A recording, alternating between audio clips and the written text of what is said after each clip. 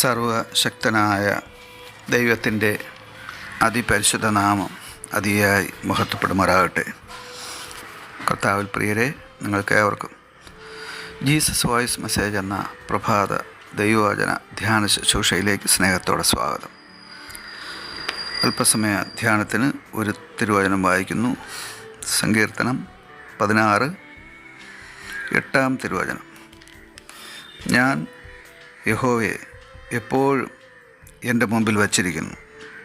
അവിടുന്ന് എൻ്റെ വലത്തുഭാഗത്തുള്ളതുകൊണ്ട് ഞാൻ കുലുങ്ങിപ്പോകുകയില്ല.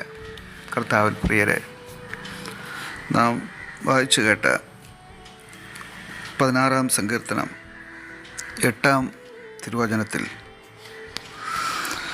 ദാവീദ് എന്ന മഹാരാജാവിൻ്റെ സാക്ഷ്യമാണ് കേൾക്കുവാനിടയായത്.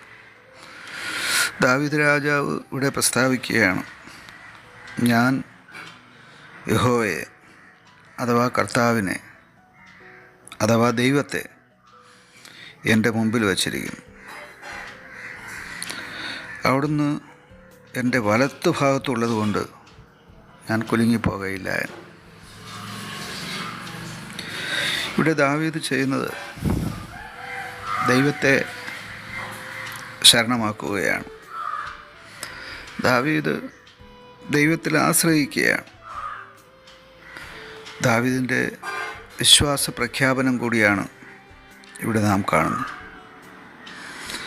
ദാവീദ് പറയുകയാണ്, വല്ലപ്പോഴുമല്ല എല്ലായ്പ്പോഴും ഞാൻ ദൈവത്തെ എൻ്റെ മുമ്പിൽ അഥവാ എൻ്റെ ഹൃദയത്തിൽ ഞാൻ സ്വീകരിക്കുന്നുവെന്ന്.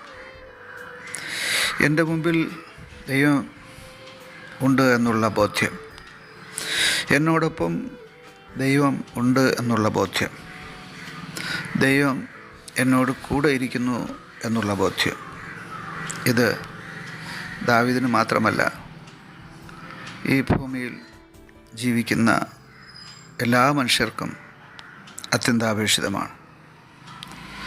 ദൈവം നമ്മോട് കൂടെ ഉണ്ടെങ്കിൽ നമുക്ക് ദിവ്യമായ സംരക്ഷണം ലഭിക്കും. അത് ജീവിതത്തിൻ്റെ സമസ്ത മേഖലകളിലും ഉള്ള രക്ഷാകവചമാണ്. ദൈവം നമ്മോടുകൂടെ ഇല്ലെങ്കിൽ നാം നശിച്ചു പോകുവാനിടയാകും. നാം എപ്പോഴും ദുഃഖത്തിലും നെടുവീർപ്പിലും വേദനയിലും ഇങ്ങനെ ജീവിതം അസഹനീയമായ നഷ്ട ശോധനകളിലായി നാം നശിക്കുവാനിടയാകും. അങ്ങനെ നശിച്ചുപോയ ഒരു വലിയ സമൂഹത്തെ നമുക്ക് മനസ്സിലാക്കുവാൻ കഴിയുമല്ലോ.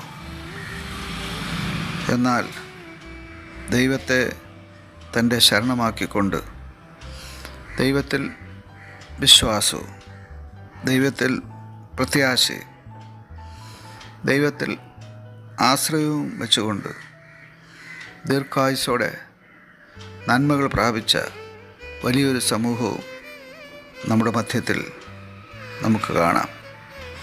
ഇവിടെ ദാവീദ് ഈ 16 സങ്കീർത്തനം 8 തിരുവചനത്തിൽ പറഞ്ഞ് അവസാനിപ്പിക്കുന്നത്, ദൈവം എന്നോട് കൂടെ ഉള്ളതുകൊണ്ട് ഞാൻ കുലുങ്ങിപ്പോകയില്ല എന്നാണ്. നാം കുലുങ്ങിപ്പോകുന്ന സന്ദർഭങ്ങളുണ്ടാവും. പല വിഷയങ്ങൾ നമ്മെ കുലുക്കാം. കൊടുങ്കാറ്റ് ആഞ്ഞടിക്കുന്നത് പോലെയുള്ള ജീവിത പ്രശ്നങ്ങൾ അഥവാ ജീവിത ഭാരങ്ങൾ പല രൂപത്തിൽ നമ്മുടെ നേരെ വരുമ്പോൾ ദൈവത്തോട് പറ്റിയിരിക്കുന്ന, ദൈവത്തിൽ ആശ്രയിക്കുന്ന, ദൈവത്തെ സ്നേഹിക്കുന്ന, ദൈവത്തിൽ വിശ്വസിക്കുന്ന, പ്രാർത്ഥിക്കുന്ന ഒരു ഭക്തന് ഏത് പ്രതികൂലങ്ങളുടെ മധ്യേ കുലുങ്ങാതിരിക്കുവാൻ അഥവാ തകരാതിരിക്കുവാൻ കഴിയുമെന്നാണ് ദാവീദ് തൻ്റെ അനുഭവമായി പ്രസ്താവിച്ചിരിക്കുന്നത്. അതെ, ഈ വചനം ജീവൻ്റെ വചനമാണ്. ഒരു രാജാവിൻ്റെ അനുഭവ സാക്ഷ്യമാണ്.